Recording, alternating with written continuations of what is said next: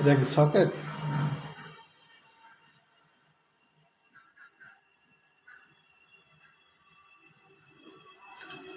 চামড়া, এটা ক্লিন হয়েছে।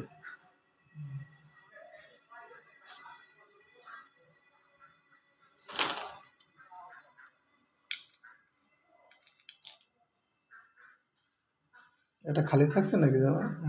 কারণ কি? আর্থিং দিচ্ছেন না? ও, দুটো দেওয়া যায় তাই না? এটা বডি। বুঝতে পেরেছি, জানি, আমি লাগাইনি।